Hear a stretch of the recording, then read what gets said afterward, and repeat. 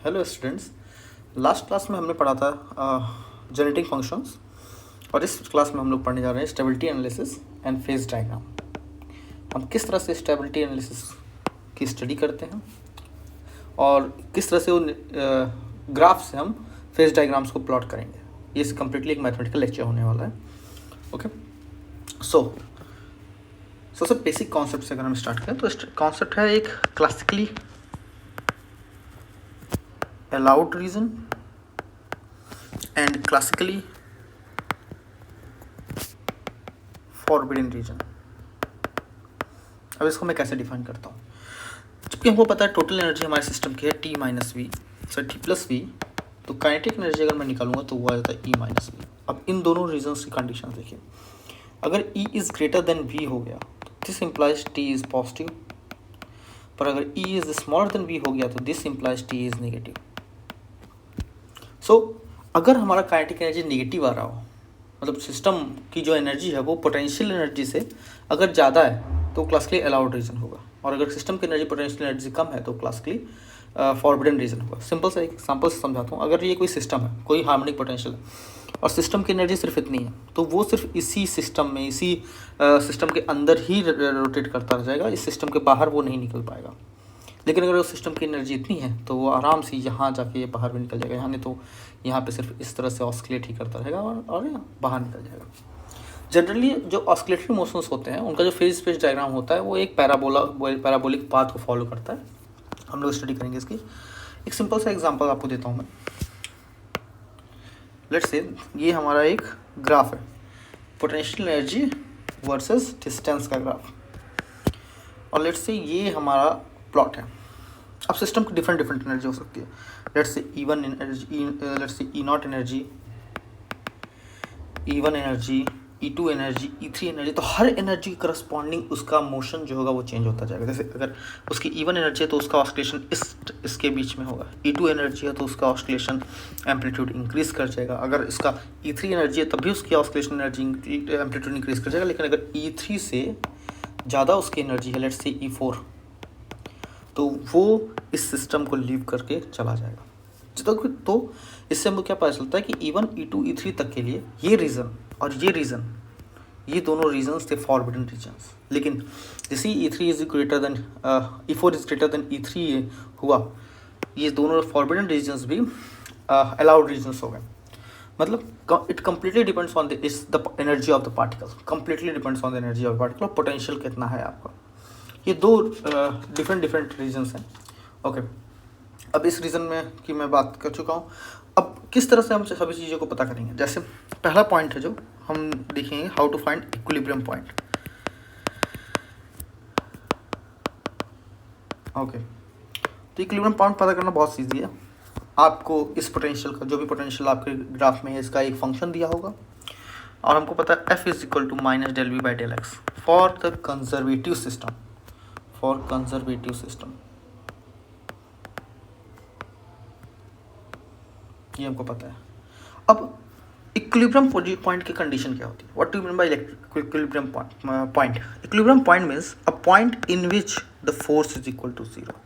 Let's say that point is x is equal to x not. तो ऐसे point जिस पे फोर्स जीरो हो सिस्टम का, that point is an equilibrium point. तो अब f is equal to minus del V by del x is equal to zero, हम यहाँ पे जीरो पुट कर देंगे। तो दिस इम्प्लाइज हमको कंडीशन क्या निकालना है? Point of x in which the force will be minimum, that is the equilibrium point. Okay, तो हम सिंपली जो भी पोटेंशियल हमको दिया रहेगा उसको हम डेरिवेट करेंगे x के रिस्पेक्ट में और जीरो के इक्वल कर देंगे एंड x नॉट की वैल्यू निकाल देंगे। एक सिंपल सा एग्जांपल अगर मैं यहाँ देता भी हूँ, ओके, पहले एक सिंपल सा एग्जांपल अगर मैं देता भी हूँ कैसे ये काम हम लोग करेंगे। तो लेट्स से हमारे पास एक पोटेंशियल है Vx is equal to x square by two minus x cube by three, और इसका अगर हमको इक्विलिब्रियम पॉइंट निकालना है तो simply del V by del x is equal to zero कर देंगे। This implies x minus two x, this implies x common ले लेंगे, x minus two is equal to zero. तो पॉइंट्स कौन कौन से आ गए? X is equal to zero and x is equal to two. ये दो पॉइंट्स हमारे पास मिल गए जो है equilibrium points.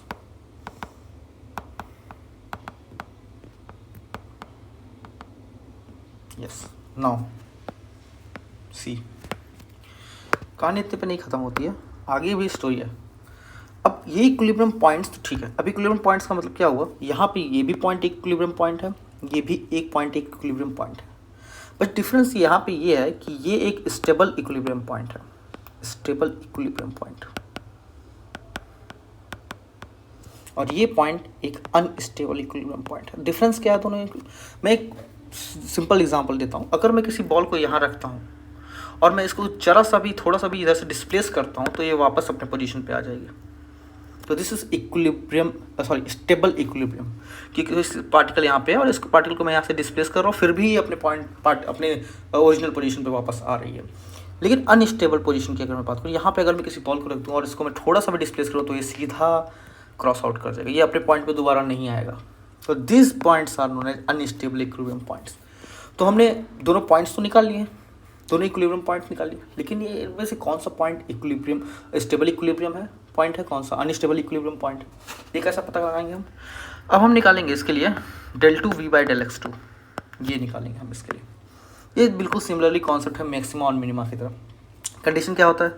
del 2 v by del x2 at x is equal to x not is smaller than 0 हो सकता है, नेगेटिव, और del 2 v by del x2 at x is equal to x not greater than 0 हो सकता है। Smaller than 0 means, smaller than 0 implies that it is at maxima, and greater than 0 implies that it is in minima.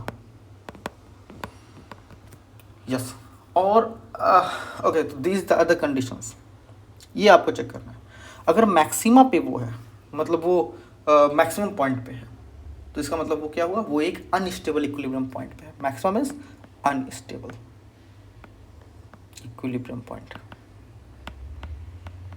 और minimum means, देखिए अगर आप graph को देखें तो ये मैक्सिमा है, ये अनस्टेबल इक्विलिब्रियम, और ये मिनिमा है, ये स्टेबल इक्विलिब्रियम पॉइंट है। Yes, so minimum means stable equilibrium point. बस अब कैसे प्लॉट करते हैं इसकी एक बार बात कर लें हम लोग। मैं इसी क्वेश्चन को आगे प्लॉट करके भी दिखाता हूँ आपको, देखिए कैसे प्लॉट करते हैं। सबसे पहले पोटेंशियल ऑफ डिस्टेंस के बीच का प्लॉट। अब हमारा इक्वेशन क्या था, V x is equal to x square by 2 minus x cube by 3, similar relation del v by del x is equal to x minus 2x is equal to 0 square, then x is equal to 0 comma x is equal to, these are the 2 points। तो x is equal to, let's say ये x is equal to 0 है और ये x is equal to 2 है, let's say। अब हम क्या करेंगे, अब सिंपल से हम ये देखेंगे कि पोटेंशियल हमारा इन दो पोजीशंस पे, किन पोजीशन से पोटेंशियल हमारा 0 हो जा रहा है।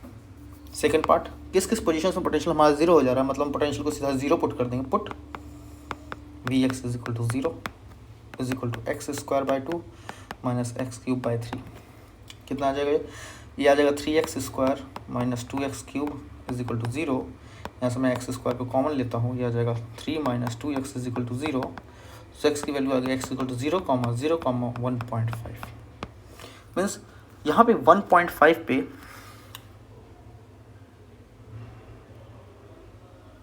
एक्चुअली सॉरी यहाँ पे थोड़ा सा मिस्टेक हो गया, आई थिंक ये 2x स्क्वायर नहीं होगा, ये सिर्फ x स्क्वायर होगा। Okay, so this is x is equal to 1। Yes, तो ये पॉइंट को मैं रिलीज करता हूँ। ओके, सो ये हो जाएगा 1, तो एक पॉइंट 1 है मेरे पास, एक पॉइंट मेरे पास 1.5। इन दोनों पोजीशंस पे पोटेंशियल मेरी 0 है। अब जहाँ पे भी इक्विलिब्रियम पोजीशन मुझे मिलेगा, अब मैं इक्विलिब्रियम पोजीशन कौन सा है और नॉन इक्विलिब्रियम कौन सा है इस पर बात करता हूँ। तो del 2v by del x2 is equal to 1 minus 2x is equal to 0, then not 0, sorry, this is the thing. Now del 2v by del x2 at 0 is equal to 1 greater than 0, this is minima, means x is equal to 0 पे minima form हो रहा है, और del 2v by del x2 at x is equal to 1 is equal to -1 small than 0, यहाँ पे maxima form हो रहा है। मैं सिंपल सा तरीका बताता हूँ, जहाँ पे मिनिमा फॉर्म हो रहा है वहाँ पे एक बाउल बना दीजिए आप अप डायरेक्शन, और जहाँ पे मैक्सिमा फॉर्म हो रहा है वहाँ पे एक बाउल बना दीजिए आप डाउनवर्ड डायरेक्शन में, और सीधा इन दोनों सबको अटैच करते चले जाइए। सिंपल प्लॉट बन के आपका आ जाएगा। This is a potential graph, ये सिंपल सा आपका पोटेंशियल ग्राफ था। ओके, अब आप पोटेंशियल की वैल्यू भी निकाल सकते हैं x इज इक्वल टू 1 पे। आपको पोटेंशियल का इक्वेशन पता है, यहाँ पे x is equal to 1 put करेंगे, आपको पोटेंशियल का वैल्यू भी आराम से पता चल जाएगा। तो ये सिंपल से तरीका था जिससे आप किसी भी पोटेंशियल को ड्रॉ कर सकते हैं। अब अगर आपको पोटेंशियल को ड्रॉ किया है तो उसके हिसाब से आप फेज स्पेस डायग्राम को भी ड्रॉ करेंगे। तो अब देखिए फेज स्पेस डायग्राम को मैं इसमें कैसे ड्रॉ करता हूँ। ओके, देखिए डिफरेंट एनर्जीज़ के लिए फेज स्पेस डायग्राम डिफरेंट होता है। जैसे मैं इसके जस्ट कंबाइंड में ही एक फेज स्पेस डायग्राम ड्रॉ करने जा रहा हूँ। ये देखिए, बस यहाँ पे डिफरेंस ये है कि मैंने यहाँ पे मोमेंटम इंटू पोजीशन लिया था, तो यहाँ पे भी मैं पोजीशन, यहाँ पे पोजीशन इंटू मोमेंटम लेता हूँ। यहाँ पे मैंने पोटेंशियल इंटू पोजीशन लिया था, यहाँ पे मोमेंटम इंटू पोजीशन में ले रहा हूँ, क्योंकि फेज स्पेस की मैं बात कर रहा हूँ। एक सिंपल सा कॉमन सी बात मैं बताता हूँ। If potential is large, momentum is small and vice versa. अगर पोटेंशियल ज़्यादा हुआ तो मोमेंटम कम होगा, मोमेंटम ज़्यादा हुआ तो पोटेंशियल कम होगा। सिंपल सा लॉजिक है। अब डिफरेंट एनर्जीज़ की हम लोग बात करेंगे। लेट्स से ये सबसे लोएस्ट एनर्जी की मैं बात कर रहा हूँ, ये एनर्जी E0। इससे करस्पॉन्डिंग पोटेंशियल सबसे ज़्यादा लो है, पोटेंशियल से करस्पॉन्डिंग सबसे ज़्यादा लो है, तो इसका मतलब इससे करस्पॉन्डिंग मोमेंटम ज़्यादा होना चाहिए। यहाँ पे पोटेंशियल सबसे ज़्यादा है, इसका मतलब इसकी करस्पॉन्डिंग मोमेंटम सबसे कम होना चाहिए। अब इसी की बेसिस पे हम इस प्लॉट को बनाने जा रहे हैं। देखिए कैसे। सबसे पहले डिफरेंट एनर्जी लेवल्स को हम ड्रॉ कर लेते हैं। ओके, ये डिफरेंट एनर्जी लेवल्स आपके हो गए। Let's say this is E1, this is E2। Okay, अब इनके करस्पॉन्डिंग में पॉइंट्स ड्रॉ करता हूँ। अब देखिए यहाँ पे पोटेंशियल ज़्यादा है तो मोमेंटम सबसे कम। इस एनर्जी लेवल की बात मैं सिर्फ कर रहा हूँ। यहाँ पे पोटेंशियल ज़्यादा है तो मोमेंटम कम, फिर यहाँ पे पोटेंशियल सबसे कम हो गया तो मोमेंटम सबसे ज़्यादा। इसी तरह से जब ये निगेटिव डायरेक्शन में मूव करेगा, सिमिलरली आपका निगेटिव डायरेक्शन में भी यही प्लॉट मिलेगा आपको। निगेटिव डायरेक्शन में मूव करने का मतलब ये होगा, मूवमेंट ये सिमिलर से पेंडुलम इधर मूव कर रहा है, फिर ये वापस भी मूव कर रहा है, तो मोमेंटम किस तरह से चेंज होगा इसका, ये है फेज स्पेस डायग्राम पहली एनर्जी लेवल के करस्पॉन्डिंग। अगर मैं दूसरे एनर्जी लेवल के करस्पॉन्डिंग भी यहाँ पे देखूँ तो सेम ही चीज़ मुझे मिलेगा दूसरी एनर्जी लेवल के करस्पॉन्डिंग भी। ओके, तो पोजीशन इसका इंक्रीज, मैं मानता हूँ पहले पोजीशन इसका इंक्रीज कर रहा है, तो एरोज हम इस डायरेक्शन लगा दें। अब एक एनर्जी लेवल ये है, इस एनर्जी लेवल की करस्पॉन्डिंग भी बात करें। अब ये पूरा प्लॉट नहीं हुआ है। अगर मैं पहले एनर्जी लेवल की बात करूँ, अभी इस पूरा प्लॉट नहीं हुआ है, मैं दिखाता हूँ आपको, क्योंकि ये पार्ट भी यहाँ पे एक है, ये पार्ट इस पार्ट के करस्पॉन्डिंग। अब यहाँ पे अगर मैं पार्टिकल को रखूँ तो ये कम्प्लीटली यहाँ से निकल जाएगा, ये वापस नहीं आने वाला। तो अगर मैं पार्टिकल को यहाँ रखूँगा तो इसकी पोटेंशियल एनर्जी घटती जाएगी, मतलब मोमेंटम बढ़ती चली जाएगी इसकी, हर डायरेक्शन में मोमेंटम बढ़ती चली जाएगी इसकी, चाहे पॉजिटिव डायरेक्शन में जाए चाहे नेगेटिव डायरेक्शन में, हर डायरेक्शन में इसकी मोमेंटम बढ़ती चली जाएगी। सिमिलरली इससे करस्पॉन्डिंग ये प्लॉट है, और इससे करस्पॉन्डिंग पॉइंट के करस्पॉन्डिंग ये एनर्जी भी हो गई, मोमेंटम बढ़ती चली जाएगी। अब इस एनर्जी लेवल की अगर हम बात करें तो इससे करस्पॉन्डिंग ये इसकी एक पॉइंट, ये हो गया इसका दूसरा पॉइंट, तो ये दोनों प्लॉट होंगे इस तरह से, ये प्लॉट हुआ, और यहाँ पे भी ये बढ़ता हुआ चला जाएगा। अगर इसके फर्दर वो चला जाए तब क्या होगा। अब इधर तो मोमेंटम का कोई कॉन्सेप्ट ही नहीं है, सिर्फ यहाँ पे हमको एक पॉइंट ये देखने को मिल रहा है। अब क्या होगा, अब सिंपल यही कॉन्सेप्ट लगाएंगे, पोटेंशियल जहाँ पे ज़्यादा होगा मोमेंटम कम होगा। यहाँ पोटेंशियल बहुत ज़्यादा है, मोमेंटम सबसे कम, फिर पोटेंशियल धीरे धीरे घटना शुरू हुआ, जीरो हो गया, फिर पोटेंशियल बढ़ना शुरू हुआ मोमेंटम। लेकिन अब पोटेंशियल इतना ज़्यादा नहीं है कि मोमेंटम को रोक सके, तो मोमेंटम को घटाएगा तो जरूर, लेकिन रोकेगा नहीं, तो मोमेंटम उसके बाद फिर आगे बढ़ जाएगा। सिमिलर ग्राफ आपको यहाँ पे भी ऐसा ही मिल जाएगा, बिल्कुल सिमिलर ग्राफ, ये हो जाएगा आपके डायरेक्शंस।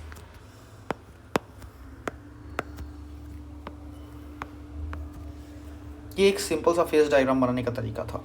आपको सिर्फ डिफरेंट एनर्जी लेवल्स को चूज़ करने हैं और डिफरेंट एनर्जी लेवल से करस्पॉन्डिंग और भी चीज़ों को चूज़ करते चले जाएंगे आपको आपका डायग्राम मिलता चला जाएगा। Okay, thank you for this lecture. हम इस पर कंटिन्यू करेंगे कल का लेक्चर, एक और क्वेश्चन हम प्रैक्टिस करेंगे इस पर, और उसके बाद हम फर्दर मूव कर जाएंगे।